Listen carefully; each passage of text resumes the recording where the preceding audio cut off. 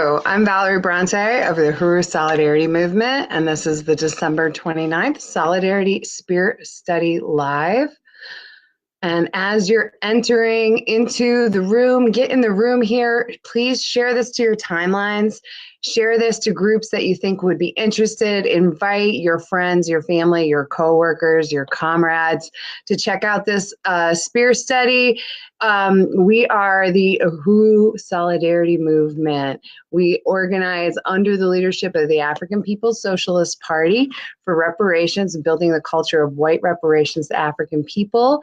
We organize it within the white community. So as you're coming in, please share this to your timeline. Share this to your friends and family. Invite people you think need to know this. Invite all of your loved ones who you want to bring with you to a liberated future where no one lives at the expense of anyone else.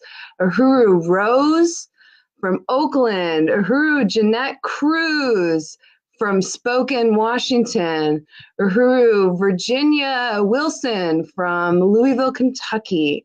I am wearing Vanguard 7 lipstick. It's an institution of Black Star Industries of the African People's Socialist Party in solidarity, in case you want to know.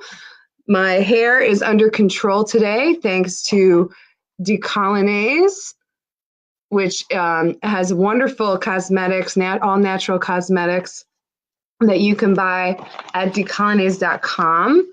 And this is also my favorite product. This is the Liberation Hydrating Mist, and I use it on my face and my hair. It's fabulous. So as you're coming in, yes, again, please share. I'm Valerie Bronte of Uhuru Solidarity Movement. Uhuru to Evan Garner from Asheville, North Carolina. Awesome, Evan. Uhuru. Thank you so much. I hope that everybody got to see their family who wanted to go see their family. And if you didn't want to go see your family, I hope that you survived over this past week. Like I said, I am a member of Uhuru Solidarity Movement, and we are under the leadership of the African People's Socialist Party.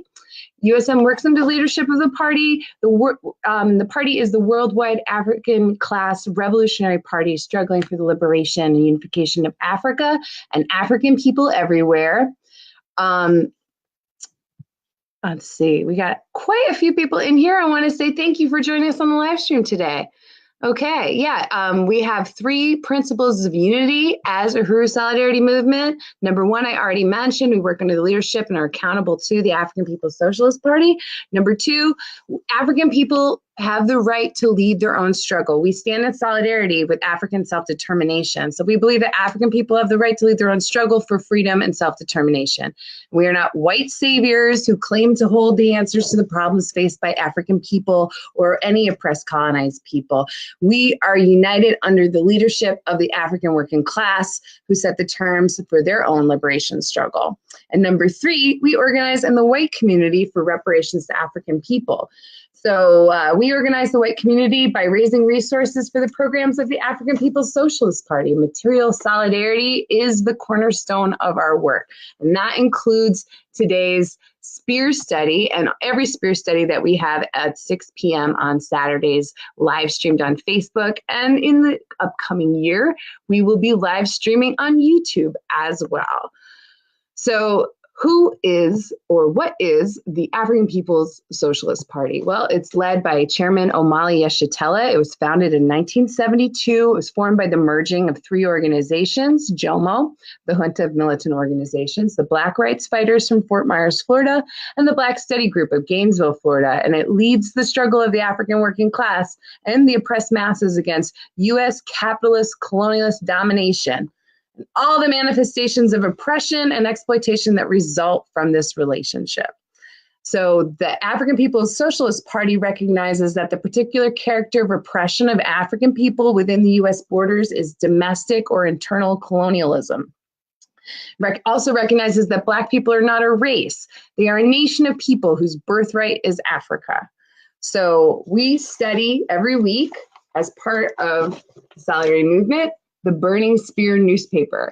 It is the voice of the International African Revolution. It is a print and online newspaper published by the African People's Socialist Party. It's affiliated with the African Liberation Movement. It understands the world through the political lens of African internationalism, which is the materialist political philosophy of the African working class developed by Chairman Omali Yeshitela. And the paper is the oldest Black Power newspaper in existence. It's been published without interruption since 1968. So, Uhuru, I want to salute our leadership, the African People's Socialist Party, Chairman Omali Yeshitela, for the opportunity for white people to organize for reparations as part of the revolutionary strategy for African liberation. So, we are the mass organization of what's called the African People's Solidarity Committee. So that was formed by the party in 1976. And we can't, we like, as if you want to be a part of an anti-imperialist, anti-colonial movement, you have to understand that as a white person, like we exist on the pedestal of colonialism. There are two realities that people face in this world, and white people face the reality of being the colonizer, of being the oppressor. We are part of the oppressor nation.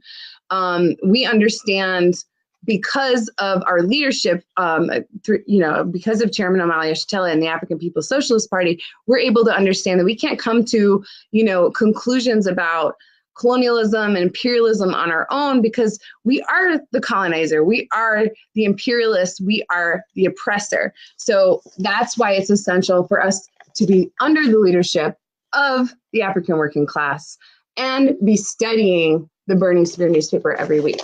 So this is a very special Burning Spear issue. The December 2018 issue is celebrating 50 years of the Burning Spear. It's been in tabloid publication like this since 1969, but it's been in publication, like I said, uninterrupted publication since 1968. So today's article that we are going to be studying is The Point of the Spear, which is page 8, or the centerfold of every Burning Spear newspaper. It's Chairman Omali Yeshitela's article, The Point of the Spear. And this month's Point of the Spear is an excerpt from the chairman's speech given in February 1985 in Berkeley, California, in a forum titled, Does the Media Tell the Truth? And this excerpt is featured in a pamphlet called The Road to Socialism is Painted Black, which is available at burningspearmarketplace.com. I'm going to say Uhuru to everyone who has shared. I see Paula from Arizona has joined us. Uhuru, Paula. I also love Decolonize, Virginia. Uhuru, Kristen from Spokane, Washington. Kristen Forthen. And Uhuru and Hirsch tuning in from St. Pete, the city of African resistance, which is the home of the Burning Spear newspaper. And I was just there just a couple of weeks ago volunteering with Uhuru Food and Pies, 10,000 Pies for Black Power Blueprint campaign. I had the honor and opportunity to be a part of the live audience for the 50th anniversary of the Burning Spear interview with Chairman Omali Yeshitela and the director of Agitprop for the African People's Socialist Party, Akile Anai. I want to salute Akile Anai and the managing editor of the Burning Spear, Olafin Okemba. This is, we're going to push the spear into the white community as part of solidarity. We're going to have African internationalism in the white community in every corner of the United States and every corner of the world. That is our set intention for 2019. So this article, page 8, social responsibility of the Burning Spear is to serve the oppressed and exploited Black working class. And it's also online, so I want to salute our moderator, Johan Bedingfield, for being such an awesome, just every week on top of it, making sure that we have all of the information that I go over in the live stream in the comments so that people can find out more later. And we're also very grateful to have a lot of the awesome articles of the Burning Spear issues online, and that's thanks to the Burning Spear editorial staff. So what do we mean when we talk about social responsibility of the media? There's an attempt all the time, particularly by media such as the Oakland Tribune, and I like to pick on the Oakland Tribune, it picks on us a lot, to put forward this notion that we're all just one happy family if these loudmouths would occasionally shut up. After all, quote, Oakland is the most integrated city in this country, end quote. They put out that garbage all the time, but they don't give you the data which helps people to understand how this integration works out in the real world. In the real world, this integration is a police department whose vast majority is white, 85% of whom live outside the city of Oakland. They are like the Contras in Honduras who come across the border to kill Nicaraguans. They down-press the masses of the Black population in East and West Oakland in the so-called flatlands. The vast majority of them are white and live outside of Oakland. The vast majority of the victims is Black and live in the flatlands in Oakland. And that's your integration, a white police chief. The integration that we are talking about is one that has resulted in, at one juncture, a figure of around 10,000 homeless people. It's come down to 3,000 now since the Uhuru House became involved in the question. At least 60% of the homeless people are Black. We don't know who the others are because the others, I guess, are not yelling loudly enough. That's your integration. Your integration is such that in Black Oakland, the infant mortality rate is 4.5 times higher than what it is for white Piedmont. That's your integration. Your integration is such that in Black Oakland, in East Oakland alone, we have a situation where more than 54% of all the residential rental property is owned by white people who live outside of Oakland, and more than 80% of all the commercial property is owned by white people who live outside of Oakland. We have integration in Oakland. That integration is such that in a 5-year period, more than $300 million leaves the Black community of East Oakland alone in the form of rent. And if somebody wants to know why there's a drug economy, an illegal capitalist economy, because the legal capitalists have withdrawn the ability of the people to live. They know what it is, and the drug economy could not be there without the assistance of the people who operate the Port of Oakland, where the vast majority of the workers are white and not Black, and they know this. But it's the Oakland Tribune where we read about the so-called drug kingpins. What drug kingpins in the Black community? There is no place where we process poppy in Oakland in the Black community. The social responsibility of the media. I read a newspaper article the other day in the Oakland Tribune, probably where someone from Milpitas got caught crossing the Mexican border with $25 million of heroin.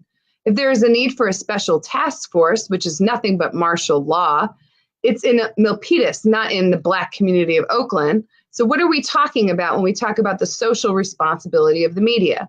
We must first realize that we are talking about oppressed peoples. We must first recognize that we are talking about class differences. It is in the interest and it is the social responsibility of the slumlord to get as much as he can for the joint that the people are living in while doing as little as necessary for the place. It is in the social responsibility of the tenant to pay as little for the joint that he's living in while getting his landlord to do as much as he can for the joint. That's the social responsibility. There are different social responsibilities. It is the social responsibility of the undertaker to get as many dead bodies as he can in East Oakland. He likes the fact that Black people live 7 years less than white people. I don't care what color he is, because the fact of the matter is that his reality is tied to Black people dying. And it is my responsibility to live as long as I can. Someone wants to tell me that we have a common social responsibility. This media would have me believe that it is my responsibility to make my determinations not on my interests, my objective material interests, but on the question of whether someone made a good speech, or they're nice, or whether they believe in integration. They would have me believe that because the slumlord is a nice person, because he loves his mother, and perhaps even got married in a situation where his wife wore white, that I should give him all my money. They would have me believe that because the undertaker makes good speeches, I should accommodate him by dying early. We say no. There are different objective material interests at play. The people in this room, the people in this city, the people in the Bay Area, and the people in this country had best begin to understand what our interest is, what our interests are. In the 1960s, the Black Panther Party at its peak published 250,000 newspapers every week. The social responsibility at that time of the Oakland Tribune, which did not have on its masthead Mr. Maynard's name, was to hold up the interests of those forces that would destroy the Black Panther Party.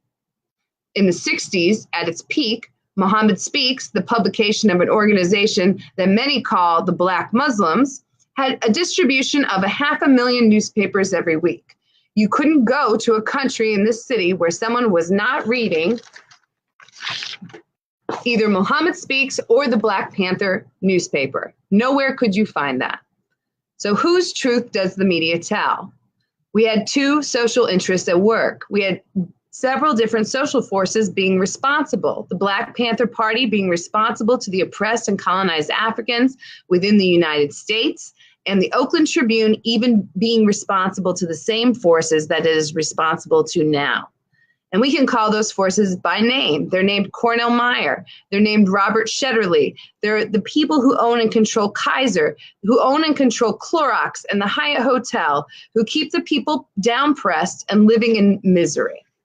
When an opportunity is apparent, when an opportunity is apparent to disrupt or neutralize Black nationalist hate-type organizations through the cooperation of the established local news media contacts, or through contacts with such sources available through the seat of government, in every instance, careful attention must be given to the proposal to ensure that the targeted group is disrupted, ridiculed, or discredited through the publicity and not merely publicized. Consideration should be given to techniques to preclude violence-prone, rabble-rousing leaders or hate groups from spreading their philosophy publicly or through mass communication media, end quote.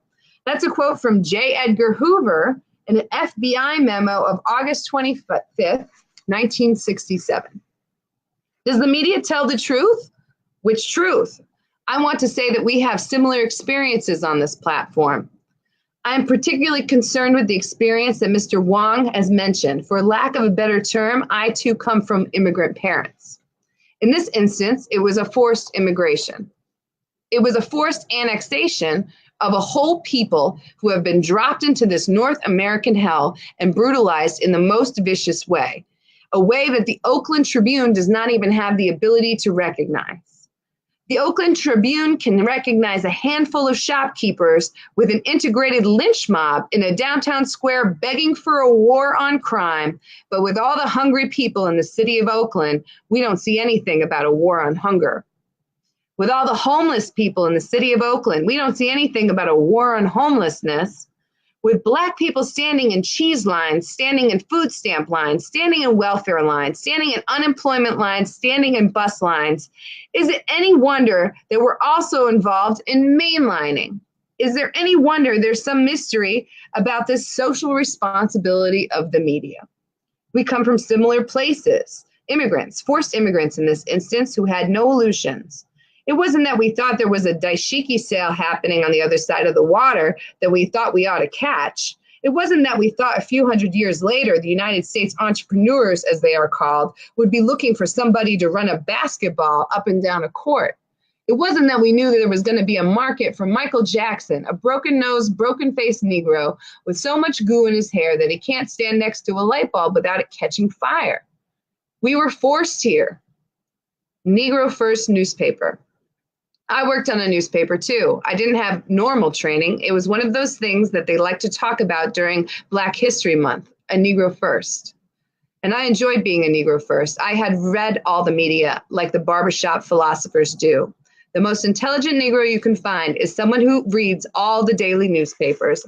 My daddy used to call us educated fools, and he was right, because we spout that garbage that Mr. Wong helps them to cover up, and Mr. Wong is perfect for it, just like Lionel Wilson and all those people downtown are perfect for the cover of Black people in this community. I was a Negro First. I was the first Negro copy boy for a newspaper in St. Petersburg, Florida, an enlightened Southern community. And at that time, the system was more honest. They called us copy boys. the first Negro proofreader for that. I was the first Negro proofreader for that. I was the first Negro apprentice printer. And I was promised to be on the way up to the first Negro editor of the newspaper, but something happened to change all that. In 1966, James Meredith had the audacity to think to prove to everybody that a black man himself could walk across Mississippi without any fear. He called it a march against fear, and he made out on his trek. He might have made it about 30 yards, and a white man hiding in a ditch shot him down with a shotgun.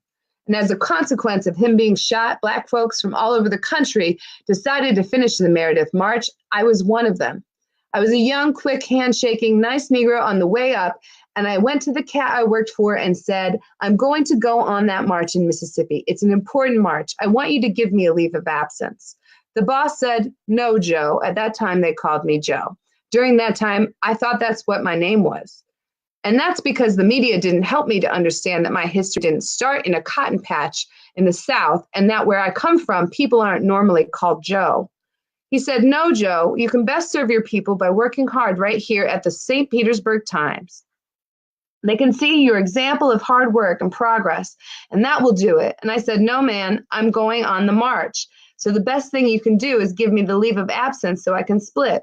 But rather than do that, they fired me from the job. Now, there is another way, Mr. Wong. There is another way. They fired me, and it was probably the best thing for both of us. The birth of the burning spear. As a consequence of having been fired, I worked real hard to be socially responsible. And so, consequently, we have here the burning spear. There is another way. We talk about the pull of the advertisers in the marketplace. That's the same marketplace that helps y'all to hate the Iranians who take back their oil. It's the same marketplace that gets people who look like Mr. Wong killed sometimes because somebody might mistake him for someone who's Japanese being competitive with the same corporations upon whose advertisements the Oakland Tribune relies. It is the same interest that the invasion of Grenada is a consequence of, and the poor, heroic people of El Salvador and Nicaragua right now are anticipating an invasion from. There is another way. We don't consider ourselves alternative media. We consider ourselves a contending force. We're not attempting to exist side by side with the Oakland Tribune. One must survive and the other must be wiped out. Unite with the $90,000 campaign to build the burning spear. Unite with Black workers who went on strike against the Oakland Tribune precisely because it has no place for the Black working people. Unite with the Black workers who called for a boycott precisely because the Oakland Tribune has no place for Black people except Mr. Maynard, who they say owns the Oakland Tribune. So we don't see ourselves as an alternative media. We see ourselves in fierce contention with the media. The Oakland Tribune recognizes this, and we recognize this. We ask for no quarter, and we give no quarter. We are the most audacious forces that you might find, a handful of us, with a 24-page publication that only comes out monthly, but we know how the contradiction that we began speaking about will resolve. There will be a time when there will no longer be oppressed nations. The spear will usher the working class into a liberated nation. There will be a time when there will no longer be exploited classes, and it is our responsibility, our social responsibility, to hold up the struggle of the oppressed nations and the exploited classes, to go out into West Oakland and to give real information to the workers in West Oakland, not some garbage about Ann Landers or some nonsense about a horoscope that is designed to keep the masses of people out there with their minds up in the sky while Mr. Kaiser's cutting the very ground from underneath their feet. We are contending forces. We have enough faith in ourselves and the history of an informed people to believe that we will win. And they say in places that the Oakland Tribune does not like to write about favorably Magbar imperialism. In Farsi, spoken in Iran, this means death to imperialism. Keep the spear burning. One issue is 1,000 blows to white power. Uhuru. I want to salute Chairman Amalia Shatella. Certainly, just incredible leadership here and foresight, and just, it's almost quaint to hear the characterization of Oakland at that time in 1985. because the same thing that can be said about, in 1985 about the contradictions that were facing the African working class community in East and West Oakland. I mean, it's exponentially like just snowballed into a total nightmare of gentrification and mass homelessness. I mean, Oakland today has the largest population of working homeless people, I believe, in the world. San Francisco, right across the bridge, is the most expensive city in the world. So when we talk about social responsibility in the media, we have to understand that the bourgeois media will always present a perspective that upholds colonialism, that upholds imperialism, that ridicules and slanders the righteous resistance of colonized people across the world. And we see that in the way that media is just completely tone deaf to the struggles of the colonized working class in our country. So, when we're reading this is a historical document, I'm self-critical that I can't tell you who Mr. Wong is. I wasn't at this. I certainly wasn't at this forum in Berkeley, California. But we talk about mass homelessness. We talk about the social responsibility of the media, and our social responsibility right now in mainstream media is very clearly to put forward the struggle around Trump, as if all of the nation's issues started and began with a slumlord real estate developer from New Jersey, New York. Obviously, you would have to be quite ignorant of history to fall for that. But unfortunately, that is what the advertisers are interested in supporting on your television, on Facebook, on YouTube. I mean, this is, everything about this struggle with Trump, as if Trump, was just dropped out of the sky. Completely context-free criticism of somebody who really, in the end, is only, slightly more hideous and slightly more terroristic, in some regards, than any of the previous presidents that have come before him. So, like Barack Obama, George W. Bush, Bill Clinton, and certainly Secretary of State Hillary Clinton, when she was serving in the Obama administration, could very easily, just it rings completely true if you hear her being called Killary. She is a warmonger, a war hawk, responsible for grotesque destabilizations, and most notably the disgusting assassination of Muammar Gaddafi of Libya, and the destabilization of Libya, which was at one point one of the most successful democracies in Africa. At one point now is where African people are being traded as slaves here in 2018. So we have Hillary Clinton and Barack Obama to thank for that. It's, and this is also why it's so essential for white people to be studying. If you want to be a supporter of the African liberation movement, if you want to call yourself anti-imperialist, if you want to call yourself anti-colonial, if you want to call yourself a revolutionary, you have to be studying the perspective of the African working class. Only the African working class can be trusted to overturn the conditions of colonialism and imperialism. White people, we are beneficiaries of this parasitic relationship with the rest of the world. We are beneficiaries of colonialism. So when Europeans first assaulted Africa 600 years ago and began to steal African people from Africa and enslave them to work in sugar plantations and cotton plantations, and to clear forests, and to build roads, and to build buildings, and basically create every single city of the Northeast and the Southeast. When that happened, that stolen labor, unpaid labor, those stolen lives constituted what Marx referred to as a primitive capital, which was necessary for capitalism to even exist. So basically, the primitive capital, the root of the entire global economy, is the stolen lives and labor of African people, and then continues today in the form of imperialism, which we see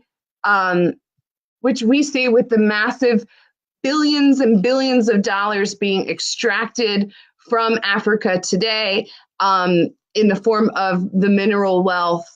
And certainly there's oil deposits, but the mineral wealth is what powers all of our technology, from lithium batteries to the coltan that powers our iPhones. All of this is exploited and extracted under exploitative conditions, by multinational Western corporations. So what you see is not only the natural resources leaving Africa, but you see all of the profits going directly into the white controlled global economy. So that is the contradiction that we're able to understand because we are under the leadership of the African People's Socialist Party, and that is the root contradiction of colonial oppression as defined by African internationalism. So we have this opportunity to understand that this is not something that you're going to learn in any school book, any textbook, any history book, any history class, or any traditional history class. Because why would you be in a situation here in the United States where you would be taught something at a university that is like absolute contending viewpoint to this fairy tale that we're taught instead, that somehow, profits belong to investors who take the risk, and you can have it just, every Tom, Dick, and Harry parroting that, even as they struggle to pay their mortgage payments because they've been laid off for 2 years. I mean, we see that it's completely irrational. Imperialism is completely irrational. There's just no justification. And this parasitism that benefits white European, North American people at the expense of everyone else is evident in the fact that majority of the world is living on less than $10 a day, with more than 50% of the world living on less than $2.50 a day. And meanwhile, we have the greatest disposable proportion of disposable income in the world here in the United States, and we're consumed, and our media is not reporting on 40 million children who face food scarcity every day here within our own borders, but is criticizing Trump for his appearance and his lack of social grace and his offensive behavior around the Queen of England, the Queen of imperialist, murderous, terroristic England. Apparently, Trump did not show her due reverence, and it's right, and it's important that we point out these contradictions, and that we can identify within bourgeois media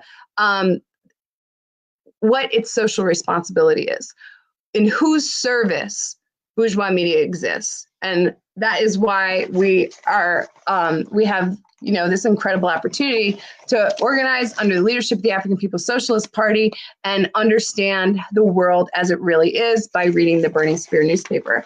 So I just want to thank everybody who joined in the study today. Please put your comments about this article, about this speech excerpt, so I can read them and we can share them. We can have a discussion.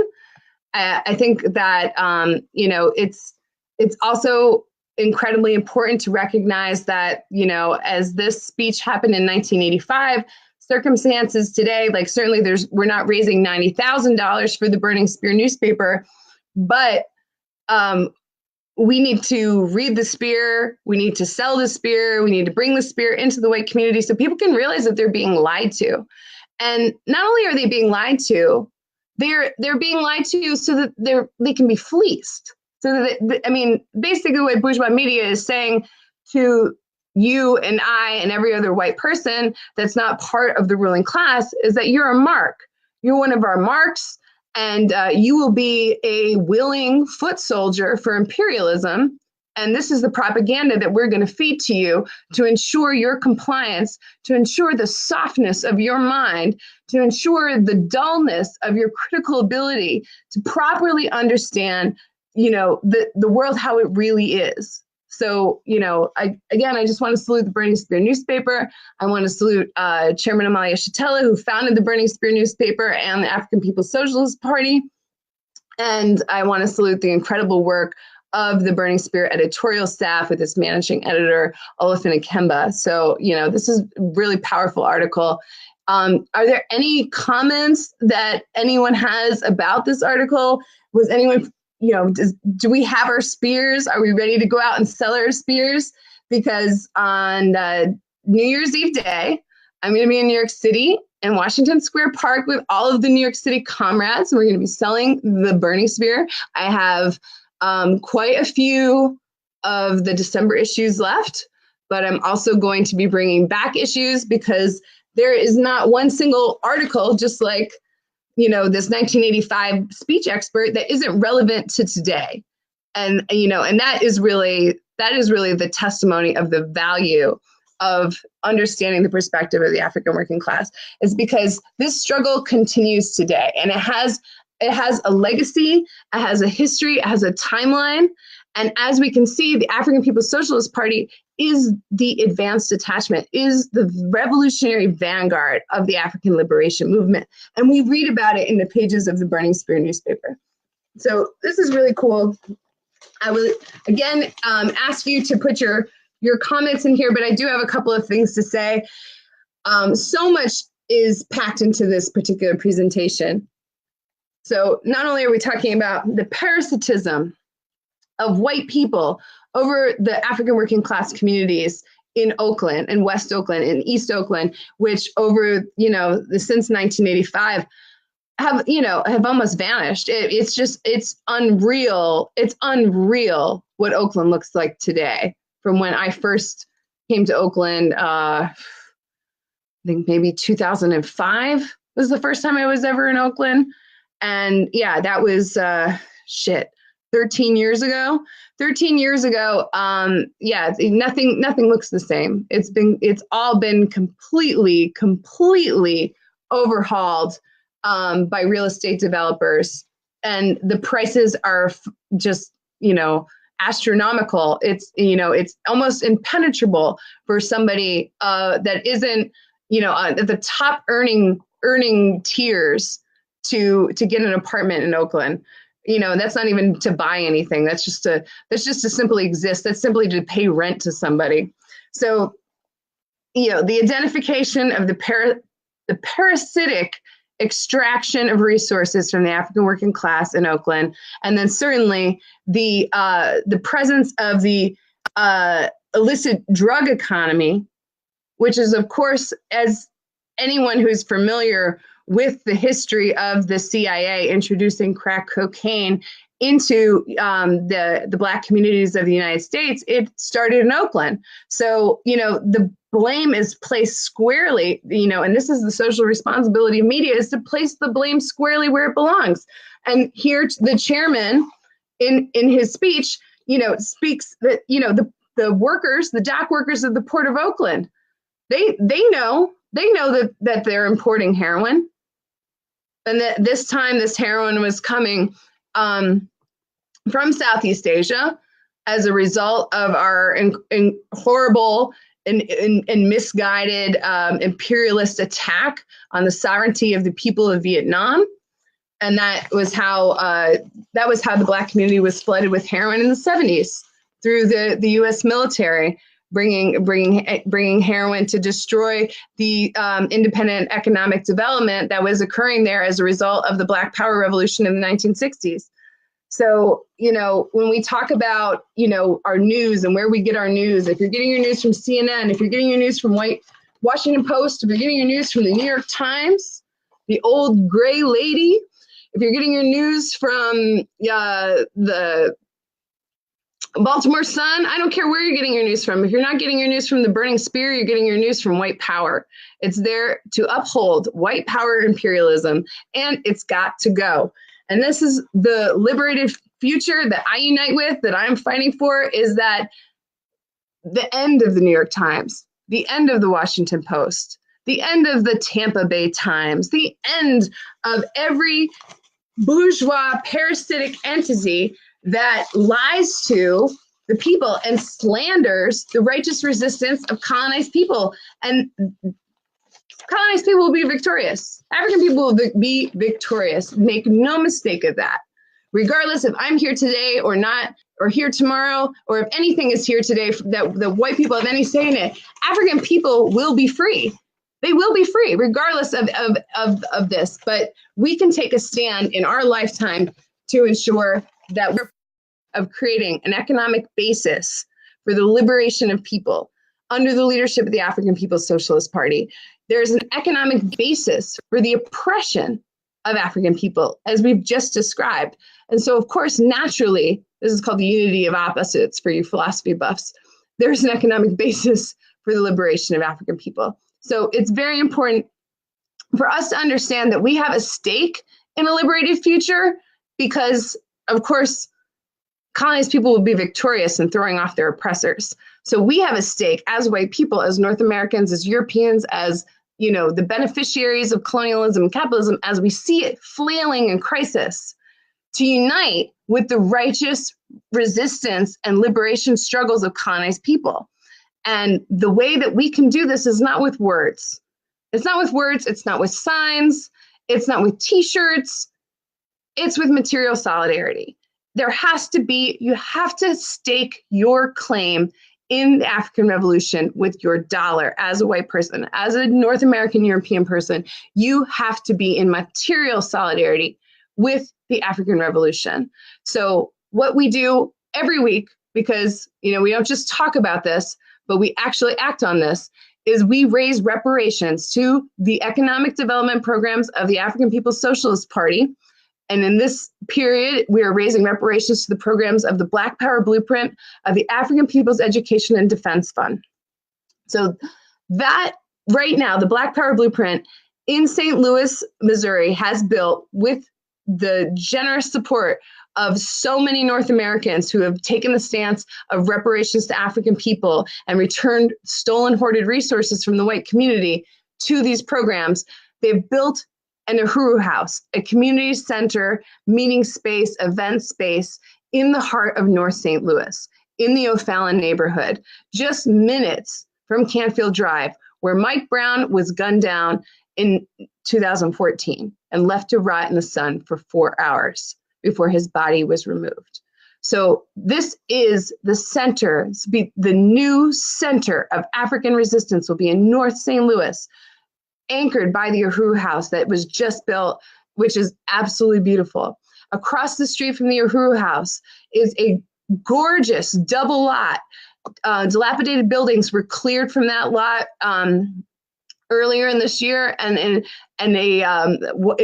makes the space for an outdoor event venue. It will also be the home of the One Africa, One Nation marketplace, which is a flea market and a liberated African economy. And if you've been to North St. Louis, what I'm describing is something that is truly, truly transformative, because this neighborhood has no grocery store. This neighborhood has no place for people to hang out. This neighborhood has no restaurants. It has been devastated, absolutely devastated. All of the economic resources of this community have been taken out and have fled to the suburbs. So all of the capital is gone from that community. So now what we have here is the Black Power Blueprint, independent, African-led programs for economic development and self-determination. So we're going to have the One Africa, One Nation marketplace. We're going to have community gardens right across from the Uhuru house, which, you know, the trees were planted. Late summer, early fall this year. So fruit trees. In the springtime, there will be fresh produce available for the community. And there is a beautiful 50-foot flagpole and 25-foot red, black, and green African flag that flies over the rooftops of the houses in North St. Louis, and it's absolutely gorgeous. And so this is what you are supporting. In 2019, not only will the outdoor venue get paving for the paving that it needs and the outdoor lighting that it needs.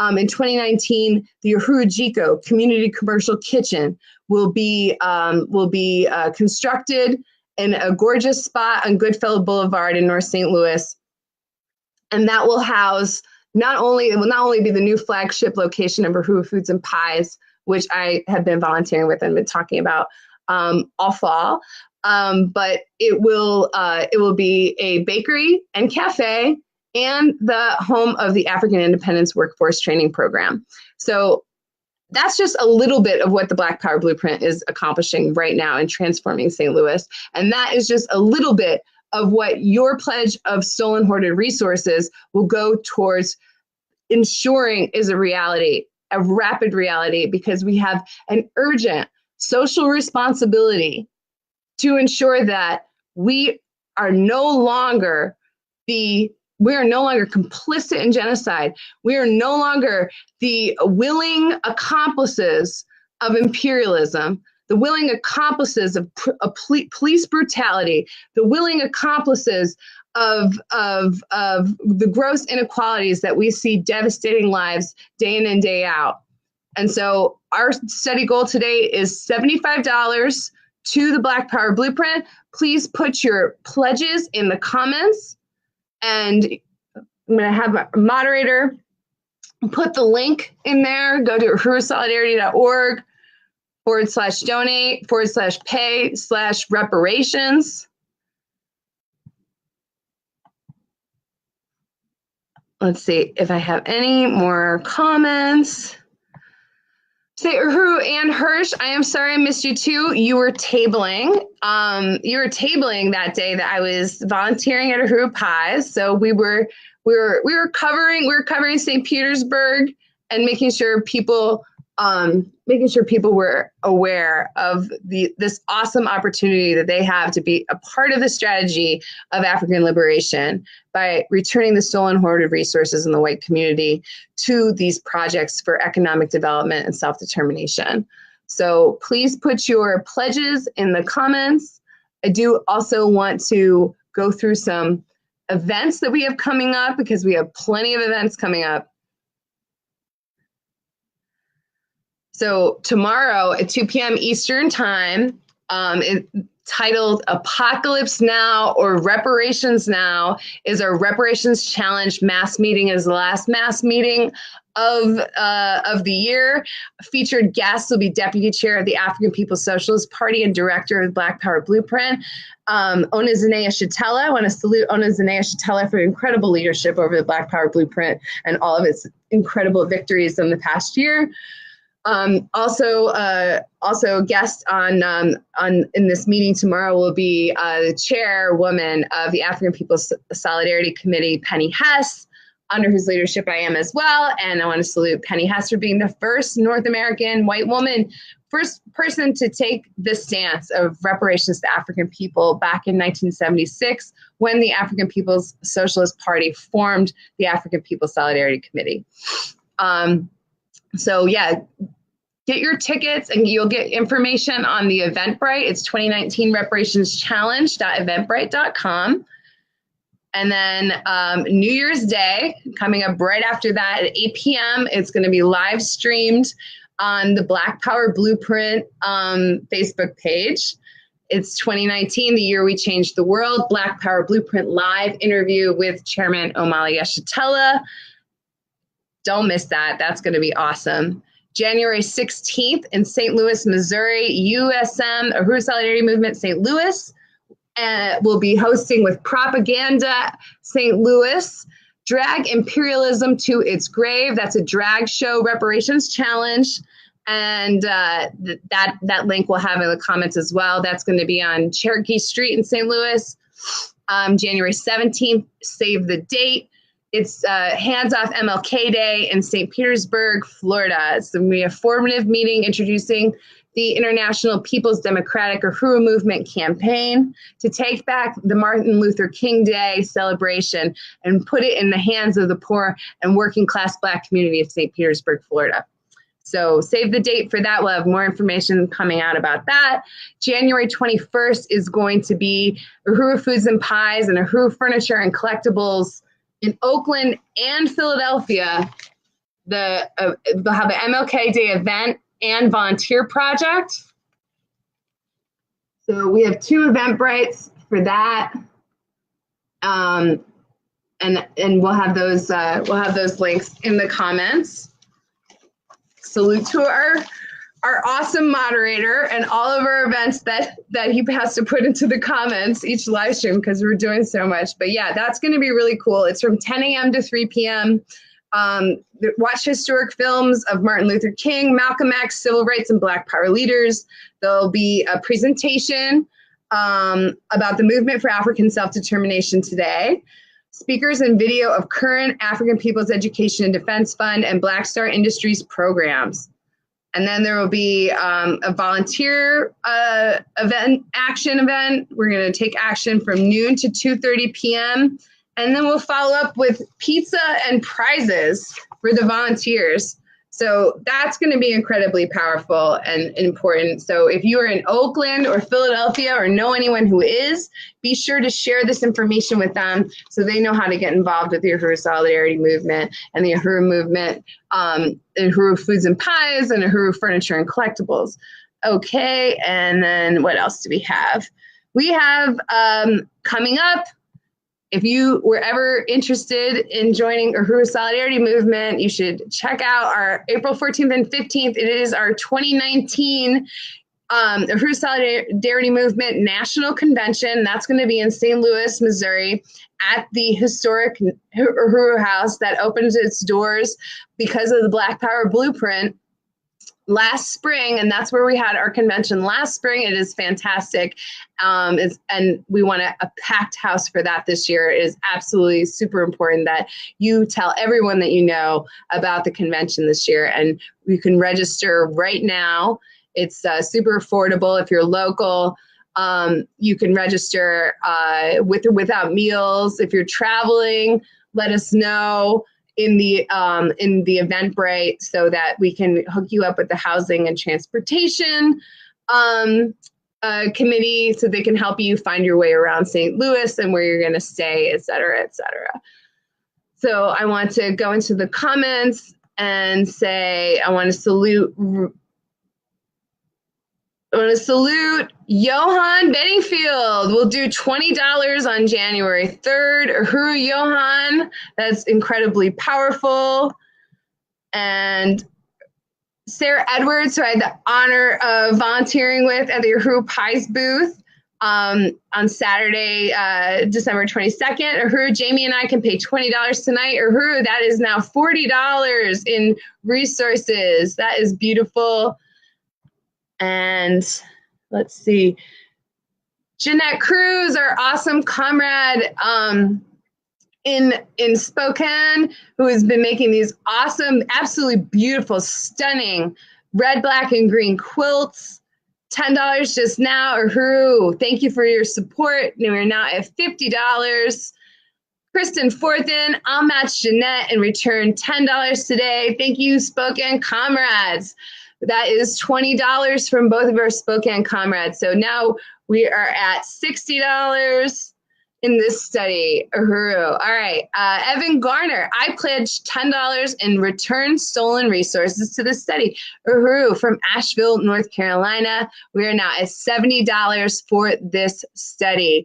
And yes, register at the Eventbrite for the Uhuru Solidarity Movement 2019 convention. You can see your options there and let us know where you're coming from so that we can hook you in to our Housing and Transportation Committee and make sure that it is the absolute best weekend of your life. Because when I went to the Uhuru Solidarity Movement Convention in 2017, I joined on the spot and my life changed forever. So I cannot recommend that you get up close and personal with all of the leadership of the African People's Socialist Party that will be presenting there, the African People's Solidarity Committee that will be presenting there, and of course the National Steering Committee of the Uhuru Solidarity Movement that leads our work that under the leadership of the African People's Socialist Party. So that is just so many incredible events already in January, from an awesome drag show to actions around MLK Day in St. Petersburg, actions on MLK Day in Philadelphia and Oakland.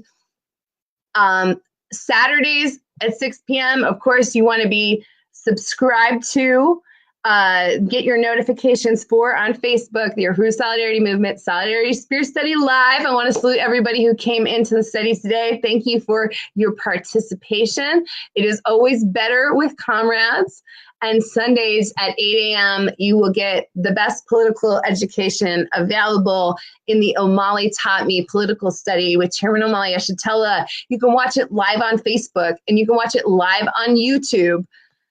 All right, and then we have, if you're interested in checking out more about Uhuru Solidarity Movement, come to any of our open meetings. These are our upcoming meetings that we're going to have on January 2nd at 7 p.m.